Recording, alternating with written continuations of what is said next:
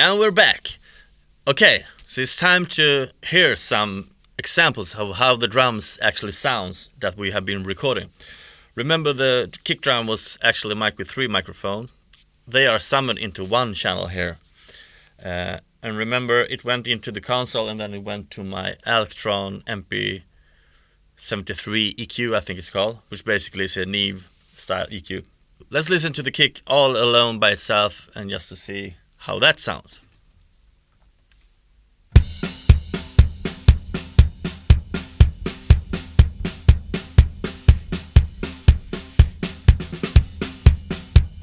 So as you can hear, it's got a lot of bleed into the microphones.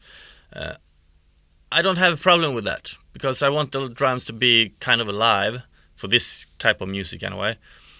Of course, I can always use the gate later on if I want to, but I don't think I will do that this time. I actually like it when there's bleed. It makes the drums come more alive, especially when it's recorded like this in a dead room. I sure the hell can use some more liveness. So let's go to the snare. The snare was mic'd with a top mic and a bottom mic, and they are on different channels. So the top snare is going into the console, and then it went to the Golden Age 81 EQ, which also is a Neve style EQ. And if there is something that I couldn't live without, of course I can live without it, but there's something that I didn't want to live without. I need those Neve style EQs on kick and snare because I just love them. I would like to have a couple more maybe on the toms because I don't know. There's something about Neve style EQs that you can't find any other places. So anyway, let's listen to that.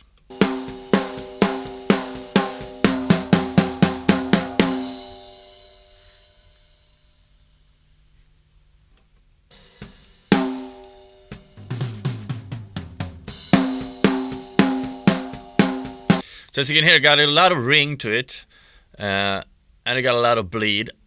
I don't think I will gate this one either. And the ring, you will not hear it that much when all the drums are together, especially enough if you have other instruments playing at the same time. But this is how it sounds anyway, and it was the Neve style EQs and an 1176 style compressor.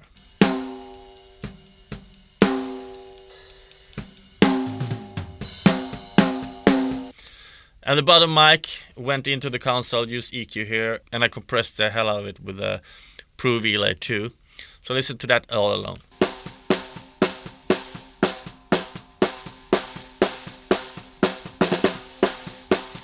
Okay, that's how it sounds. If you listen really careful, you hear there's a little buzzing at the end of the sound of the hit. And the reason why that is well, of course I have compressed the hell out of it, so you can hear it much more clearer now. But it's there because I haven't tightened the strings on the snare. So that's something I need to take consideration in the future. But if you listen really careful, you can hear it and at the end of every hit.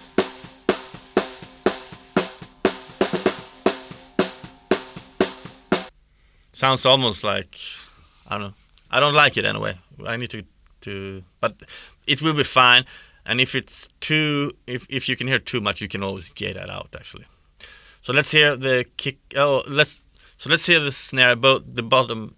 So let's hear the top and bottom snare together.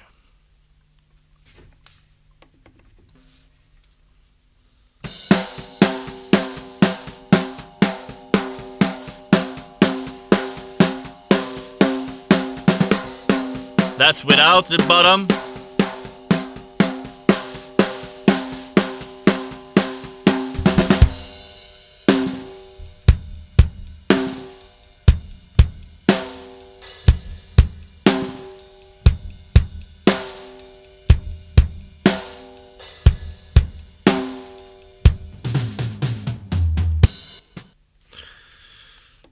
So as you can hear, it got a lot of bleed to it. Those was just the kick channel and the snare channels, and you could hear the whole drum set in there. And remember, the drum set is one instrument. you have to remember that even if I mic the drum with 15 microphones, that doesn't mean that it's 15 instruments. It's one drum set that's supposed to work together. So let's hear the hi-hat channel, should we?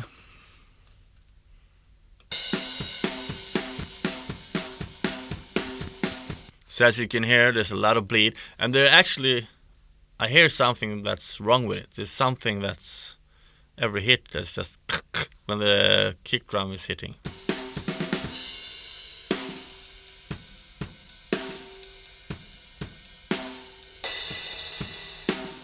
The hi-hat stroke though, the hi-hat by itself sounds good though. But listen when all the instruments is in, there is something wrong there.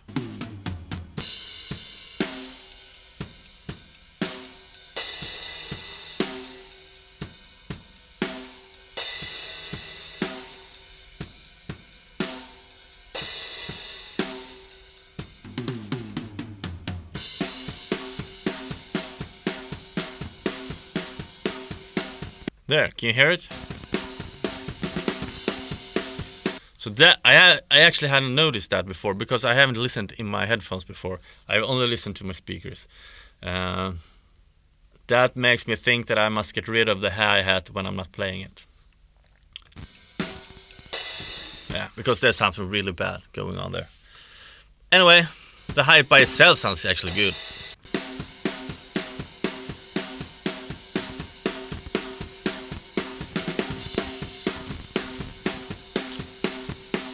Could be a broken cable or something like that. I said before that I hadn't used any gate on these recordings, and I haven't, except on the toms. Instead of a gate, I actually just got rid of everything that's in between the hits, which is the same as gating. And the toms, they are going into the console as a stereo pair, so on 2 channels. It's 1 channel in the computer. They are just there to get more of that low end to the toms, because the toms are also bleeding into all the other microphones. So it's just the close mics are just there to get a lot of more of that low end. But listen, let's hear it how they sound.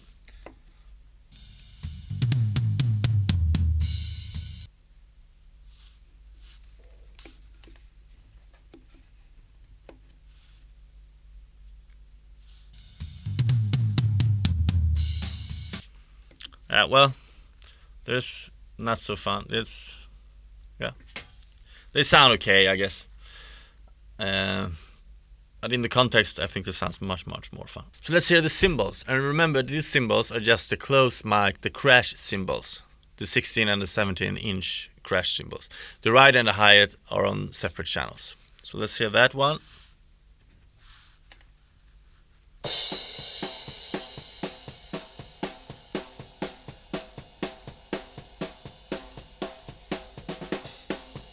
So as you can hear, there's also a lot of bleed going into this mic, as all the other mics.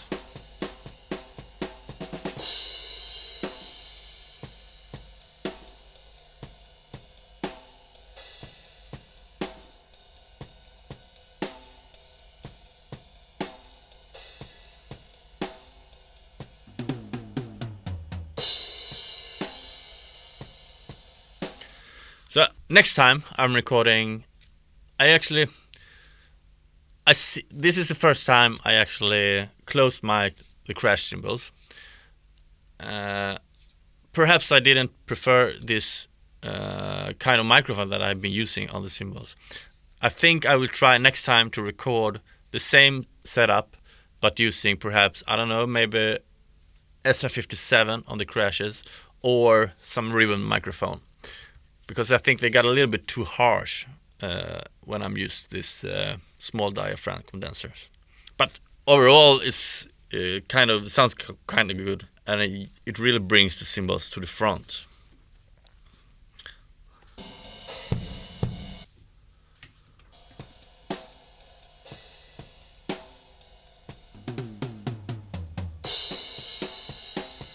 Anyway, that's good. Let's listen to the overhead mics.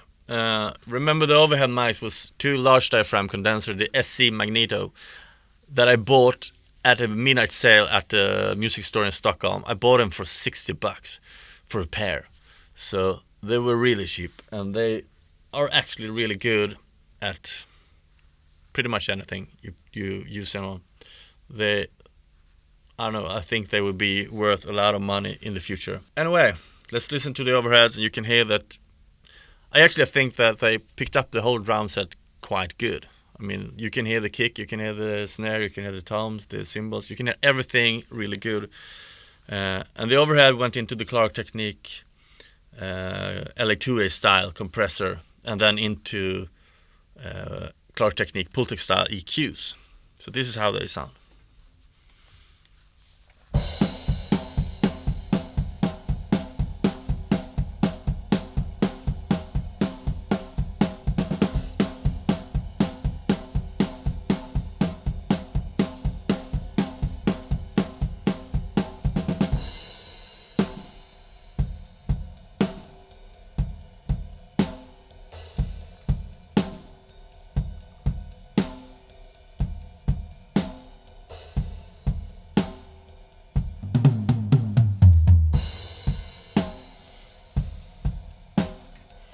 So as you can hear, it's a good capture of the whole drum set.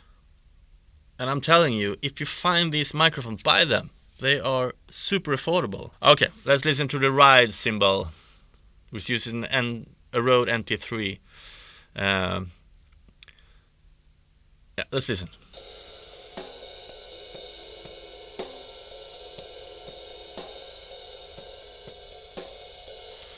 I think that when I'm mixing this tracks later on, I probably will cut out a little bit of that low ring that you hear on the right cymbal, so it's just more of the hit coming through, because there's a lot of ring that's going in, that's bleeding into the other microphones.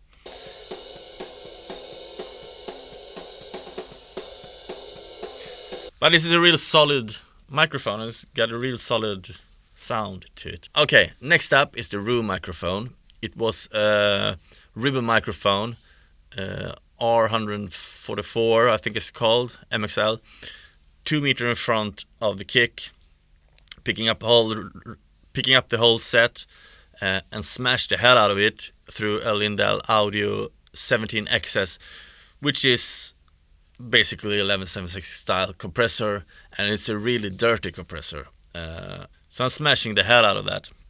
So it becomes like a parallel compression. However, it's just a microphone by itself. And that brings, when you're compressing it that much, it brings out a lot of the room noise, which I don't have that much because this is a dead studio. But I still have a hard floor, so that will bring out some of the room sound. So listen to this. It's awesome.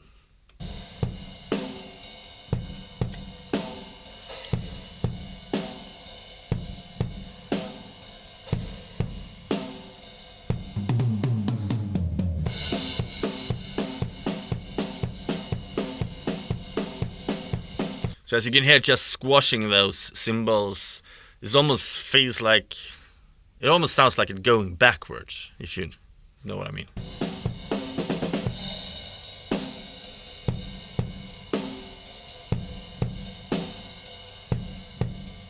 And as you can see, there's not one single plugin on any of the channels, because it has all been recorded with analog hardware. I have used EQs, analog EQs, I have used analog compressors. And that's how I like to record stuff.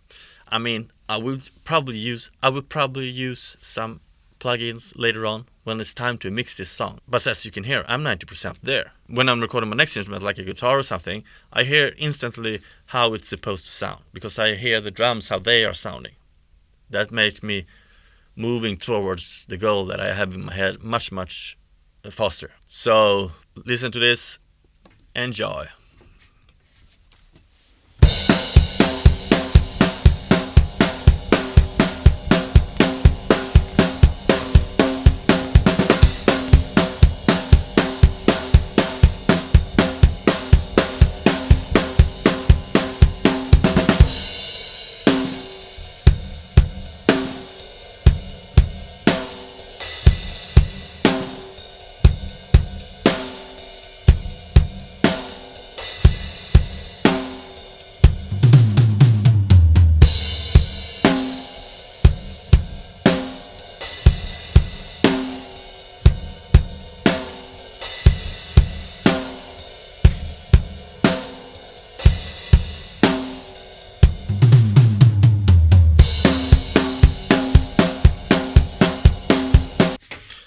So anyway, that's how it sounds when I record drums.